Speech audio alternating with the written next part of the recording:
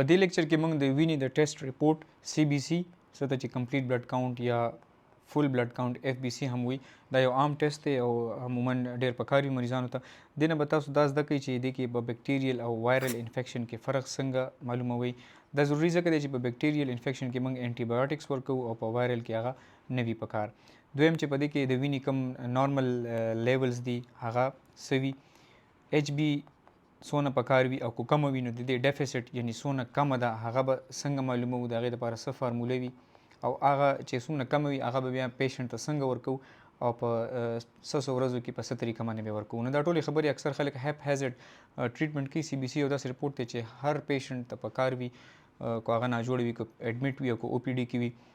هیلث پروفیشنلز او د میډیکل سټوډنټس او دغسې د نور ایجوکیټډ خلکو دپاره په CBC باندې پوهېدل انتهایی ډېر ضروري دي. نو د ټول اول موږ آغاز کوو د نارمل سیلز نه. یاد ساتئ چې WBC د وایټ بلډ سیلز دي انفیکشن خلاف دا جنګ کوي. د دې نارمل لیول دی د 4000 نه واخله د 11000 سیلز پورې پر مایکرو لیټر. بیا دې نه پس RBC دي لکه ریډ بلډ سیلز سره وینه ده، نو دا د 4 میلیون نه د 6 میلیون په 1 میلیون کې 10 لکه وینه، لکه د 4 میلیون مطلب د 40 لکه سیلز پر مایکرو لیټر. او بیا پلیټلیټس دي سپینه وینه ده، کومه چې وینه چې کله انسان بلیډینګ کوي او هغه بیا کلاټ کېږي، وینه ودرېږي، نو د هغې کمال د پلیټلیټس دی. ډینګي کې د خلکو کمیږي، تاسو به کتلي وي اکثر بیا وینه راخلاصه شي یو ځای نه. نو د دې نارمل لیول دی 1.5 لاک نه واخله د 3 لکه پورې، لکه 1,50,000 سیلز نه واخله 300,000 سیلز پر مایکرو لیټر. په WBC کې بیا 3 شوزونه دي. اول پکې نیوټروفیل دی. نیوټروفیل ډېر ضروري ځکه دی چې دا په بکټیریل انفیکشن کې زیات وي او 75% پورې دا نارمل وي. په دویم نمبر بیا لیمفوسایټس دي. لیمفوسایټس په TB او په وایرل انفیکشنز کې موږ ګورو 45% پورې دا نارمل وي. او په دریم نمبر مونوسایټس دي کم چې صرف 10% وي. نو دا د شوکت خانم یو ریپورټ تاسو ته ښکاري، دې کې موږ دا شیزونه ډسکس کوو. د ټولو اول پکې WBC ګورو. تاسو ګورئ د دې پیشنټ دا نارمل دی. ښه یاد ساتئ په دې لیکچر کې ما ابنارمل ریپورټ هم اچولی دی او په هغې کې بیا څه ابنارملټي ده، په هغې کې به هغه ډیفیسټ څنګه معلوموو، څنګه به ورکوو، ټولې خبرې په هغې کې به بیا تاسو زده کوئ یا به مخکې دې کې راشي. خو اول چونکې نارمل ریپورټ زده کول ضروري دي. تاسو وګورئ چې د 6000 WBC کاونټ دی بالکل ټیک دی. بیا RBC ده هغه 4 میلیون دی بالکل ټیک دی. بیا هیموګلوبین نارمل لیول د 12 نه د 16 پورې دی. د دې یونټ پکار ده چې تاسو ته یاد وي، دا ګرام پر ډیسی لیټر دی. اکثر خلک دا ملي ګرام پر لیټر یا داسې یاد کړي. نو ګرام پر DL کم موږ په زموږ په معاشره کې کم په پاکستان کې یوز کېږي، نو هغه ګرام پر ډیسی لیټر وي. نو هیموګلوبین تاسو وګورئ د هغه 12.9 دی، دغه هم ټیک دی. بیا MCV راځي. نو د MCV ډېر امپورټنټ شیز دی. دا د 80 نه د 100 فیمټو لیټر پورې نارمل دی. چې دا کم وي د هغې څه مطلب دی او چې دا زیات وي د هغې څه مطلب دی، دا مخکې موږ د لیکچر کې زده کوو. او د MCV نه پس په دې ریپورټ کې موږ هیماټوکریټ ډېر ضروري شیز دی. په ډینګي کې هم دا کتلی شي، دا هم ډېر ضروري شیز دی. او د دې لیول نارمل د 34 نه د 50 پورې دی. او د دې دا مطلب وي چې دا وینه څونه ګاړه یعنی پیړه ده. عموما فیمیلز کې زنانو کې چې دا 34 نه زیات وي او میلز کې چې دا 45 40 45 وي نو دا ټیک دی. نو اوس راځي په دې ریپورټ کې دا ټول لیولز ګورو چې څونه دي. موږ به د WBC نه شروع کوو. هغه موږ الریډي ډسکس کړی 6000 دی. RBC 4 میلیون دی. هیموګلوبین 12 دی.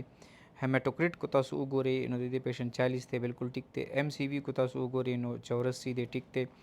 بیا د دې ځای پورې دا شیزونه امپورټنټ نه دي. بیا پلیټلیټس ته کو تاسو راشئ نو د دې پیشنټ 196,000 یعنی 2 لاک دی بالکل ټیک دی. دې نه پس کو تاسو د نیوټروفیل پرسنټیج ته راشئ نو تاسو ته ما بره ویلو چې 75% پورې نارمل وي نو د 43 دی ټیک دی. لیمفوسایټس ته کو تاسو راشئ نو 45% پورې د 42 دی ټیک دی. او مونوسایټس ته کو تاسو راشئ نو دا 8% دی 10% پورې نارمل وي، څنګه ما تاسو ته دې ځای کې ویلیو. اوس به دې نه پس موږ ابنارمل ریپورټ ګورو او د هغه ریپورټ انټرپریټیشن به موږ یو ځای کوو. هغه پیشنټ ته ما نن ریسیو کړی، هغه ته بیسیکلی انیمیا ده. نو هغه کومه انیمیا ده دا ټولې خبرې به هغه ریپورټ کې ډسکس کوو. دا یو ریل لایف ریپورټ دی. نو ځئ چې هغه طرف ته ورشو. ښه نو د دې پیشنټ اوس موږ 1 by 1 شیزونه ګورو. د ټول اول به موږ د TLC کاونټ وګورو چې هغه 7800 دی بالکل ټیک دی. بیا به پلیټلیټس وګورو 4 لاک دی بالکل ټیک دی. نیوټروفیلز 50% دی. لیمفوسایټس 40% دی، دا هم ټیک دی. مونوسایټس هم ټیک دی. RBC کاونټ هم 4 میلیون دی، دا هم ټیک دی. هیماټوکریټ ته چې موږ راشو نو تاسو ته ویلو چې 36 نه زیات پکار دی. دا یو فیمیل پیشنټ و نو دا 25 دی کم دی. کو تاسو ایم سی وي ته راشئ نو 80 او 100 منځ کې پکارو 61 دی، نو دا هم کم دی. او دې نه علاوه که تاسو بیا ایچ بي ته راشئ نو ایچ بي د 7.1 دی. نو کله هم چې داسې سچویشن وي چې ایچ بي او ایم سی وي دواړه کم وي، نو په دغه صورت کې دې ته موږ بیا مایکروسیټک پکچر وایو. زه تاسو سره دا ډیټیل کې ایکسپلین کوم. د ایم سی وي چې کله کم وي نو دا مطلب چې دا سیل ورکوټی دی، لکه که نارمل سیل داسې وي نو ایم سی وي چې کم شي نو دا سیل داسې شي. مایکروسیټک دې ته وایي. مایکروسیټک مین چې سیل ورکوټی شو، سمال شو، او دې سره ایچ بي هم کم شو. نو دا بیسیکلی مایکروسیټک انیمیا ده. مایکروسیټک انیمیا کې سلور انیمیاز راځي بیسیکلی، او دې ته موږ مایکروسیټک ولې وایو؟ ځکه چې ایم سی وي تاسو سره د 80 نه کم دی. ما تاسو ویلو چې 80 نه 100 پورې نارمل لیول دی، نو 80 نه کم دی، نو مایکروسیټک پکچر دی. اوس مایکروسیټک انیمیا کې چې موږ سره کم کامن دي هغه آیرن ډیفیشنسي، او په دویم نمبر باندې موږ تیلیسیمیا، او خاص کر په دې پکچر کې موږ تیلیسیمیا ماینر د دې نه بیا ویلی شو. اوس په دې پکچر کې به موږ په دې سی بي سی په دې ریپورټ کې موږ څنګه ویلی شو چې دا آیا آیرن ډیفیشنسي انیمیا ده او که دا چې د تیلیسیمیا ماینر دی یا تیلیسیمیا ده. نو د دې لپاره چې کوم انډیکس یوز کیږي هغې ته مینزر انډیکس وایي. دا ډېر زبردست فارموله ده. په دې کې ډایرکټ تاسو ته پته ولګي چې آیا دا آیرن ډیفیشنسي انیمیا ده او د دې فارموله ایم سی وي ډیوایډډ بای آر بي سی. لکه د کې ایم سی وي چې کوم دی هغه 61 دی، نو 61 ډیوایډ بای آر بي سی 4.2. دا چې تاسو وکړئ نو دې نه موږ سره 14 راځي. یاد ساتئ د مینزر انډیکس کټ آف لیول چې کوم دی هغه 13 دی. کو 13 نه زیات نو آیرن ډیفیشنسي ده، کو 13 نه کم نو تیلیسیمیا ده. تیلیسیمیا ورکپ کې بیا فردر ایچ بی الکتروفورسز راځي، او هغه ته به هغه هیموګلوبینز معلوم کی. په هغه کې چونکې نارمل کم هیموګلوبین ای وي نو هغه کم وي، ای 2 او هیموګلوبین اف پکې زیات وي، هغه بیله خبره ده. خو رایټ ناو په دې رپورټ کې به تاسو داسې معلوموي. نو اټ مینس د دې پیشنټ ته آیرن ډیفیشنسي انیمیا ده. اوس نیکسټ کار دا دی پروفیشنل چې ایچ بی ډیفیسټ معلوم کی، چې د دې پیشنټ ایچ بی ډیفیسټ څونه دی، یعنی دته څونه آیرن پکار دی. زه لږ دا بوټ خالی کړم نو بیا راځم. ایچ بی ډیفیسټ یعنی څونه آیرن کم دی دا به څنګه معلومو؟ دې لپاره چې کومه فارموله استعمالیږي هغې ته ګنزونی فارموله وایي، چې د پیشنټ آیرن کم دی نو څونه کم دی او دا به څنګه ورکوو. ګنزونی فارموله تا ته ایگزیکټ وښیي چې څونه آیرن کم دی او کم امپیول یا کومه دوی چې ورکوي هغې کې څونه آیرن وي، نو تاسو ته به ټوله آیډیا کېږي. نو دا برابر دی د انسان د باډي ویټ کم چې به تا په کې جي کې معلوم کړی. ٹھیک شو؟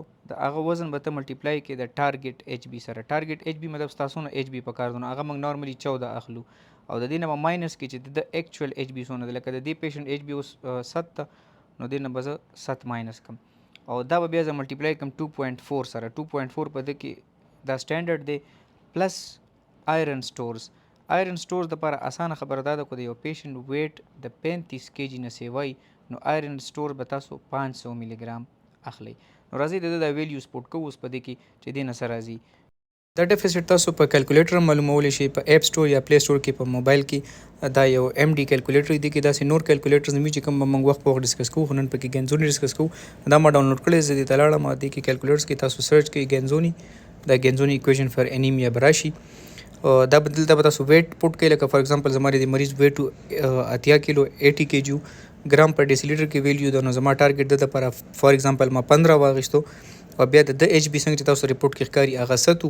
آیرن سټورز ما تاسو ته وویل، دلته بلکې لیکلي هم دي چې 35 کیلو نه ویټ سیوا دی، نو بس 500 سټورز دي. دلته ډن کړه، نو دلته لاندې تاسو وګورئ ټوټل آیرن ډیفیشنټ د تاسو ته وښوده چې 2036 لګبګ د ده نه 2000 ملي ګرام آیرن د ده کم دی. ټیک شو؟ نو ده ته پکار دی پیشنټ ته 2000 ملي ګرام آیرن پکار دی. اوس دا موږ څنګه ورکو؟ که تاسو وګورئ چونکې ایچ بي ډېر کم دی، یاد ساتئ چې کله ایچ بي د 7 نه کم وي نو 7 ګرام پر ډیسی لیټر، نو دا بیا ټرانسفیوژن پکار ده چې دته بلډ ټرانسفیوژن شي. خو که 7 نه سیوای نو بیا ته د انټراوینس آیرن هم ورکولی شي. نو هغه موږ څنګه ورکوو؟ تاسو کتلی شئ چې وینوفر یا بیزلیری دا به تاسو کتلی آیرن چې کوم دی کې سکروز وي، آیرن سکروز، هغه په یو امپیول کې 100 ملي ګرام وي پر 5 ml. اوس د یو امپیول چې کوم دی کو دا ته د پیشنټ ته ورکړي، دا به سلو ورکړي، دی کې الرجیک ریاکشن کېږي، دا ټولې خبرې به تاسو ته پته وي. بهرحال ته چې دته پکار 2000 मिली ګرام دی او یو امپیول برابر دی د 100 نو دته لګبګ به ته څونه امپیولز ورکې دله به ته 20 امپیولز ورکې نو 20 امپیولز خو ته obviously دا خو ته په یو ځای نشي ورکولی نو ته به داسې کوې چې 3 امپیولز به ته یو ځل ورکې لکه 300 ملي ګرام شو بیا څو ورځې پس به بل ورکې او بیا د هغې نه پس په څو ورځې پس بل ورکې نو دا به ته څه لګبګ دله 1000 ملي ګرام آیرن دته په یو هفته کې دته میلاو شي بیا به څو ورځې ته ویټ وکړي خو دا به ته پوره کې د ده چې کوم ډیفیسټ دی هغه هم 2000 دی دا به ته رسې هم 2000 ته هم 20 امپیولز به ته دله ورکې خو په وقفه باندې او په طریقه باندې د نه پس لاست ډسکشن زموږ دا دی په دې لیکچر کې چې بیکټیریل او وایرل انفیکشن کې به ته څنګه فرق معلومې آن د بیسس اف سی بی سی کمپلیټ بلډ کاؤنټ کې ځکه چې بیکټیریل انفیکشنز کې موږ انټي بایوټکس ورکو او په وایرل انفیکشنز کې د انټي بایوټکس رول نه وي نو کله به ته پیشنټ ته انټي بایوټیک ورکې آن د بیسس اف سی بی سی پکې تا یو پیشنټ ته سی بی سی وکړو کمپلیټ بلډ کاؤنټ یاد ساتئ کو د هغه ټي ایل سی کاؤنټ سیواو ما تاسو ته ویلو چې دا د 4 نه 11000 پورې نارمل دی نو فار ایگزامپل د هغه ټي ایل سی کاؤنټ دی 16000 سیلز پر مایکرولیټر بیا د هغې نه پس په بیکټیریل انفیکشن کې دا یو ډېره عام خبره وي چې نیوټروفیلز اکیوټ انفیکشنز کې خاص طور پر نیوټروفیلز چې کوم پرسنټیج دی هغه د 75% نه زیاتی نو کلیر کټ دا ته بیکټیریل انفیکشن خې ته دی کې انټي بایوټکس ورکه خو په وایرل انفیکشن کې څه پکچرز وي زموږ سچویشن زموږ په سوسایټي کې معاشره کې لږ ګډوډ دی موږ خو بس په هر څه کې انټي بایوټکس ورکو په وایرل کې داسې وي چې د دې لیکوسایټوسس کله چې تاسو سره ټي ایل سی کاؤنټ سی وای دي ته لیکوسایټوسس وي او کله چې دا کم وي دي ته لیکوپینیا وي نو په وایرل انفیکشن کې عموما لیکوپینیا وي یعنی ټي ایل سی کاؤنټ به تاسو سره د 4000 نه کم وي او دویم په دې کې بیا لیمفوپینیا پارټیکولر وي څنګه چې الته په بیکټیریل انفیکشن نیوټروفیل زیاتو په وایرل انفیکشن کې به هغې سره لیمفوسایټس به کم وي ما تاسو ته ویلي چې د 45% پورې دا نارمل وي تاسو چې وګورئ د پرسنټیج به کم وي نو دا انډایرکټلی تاسو ته وایي چې دا وایرل انفیکشن دی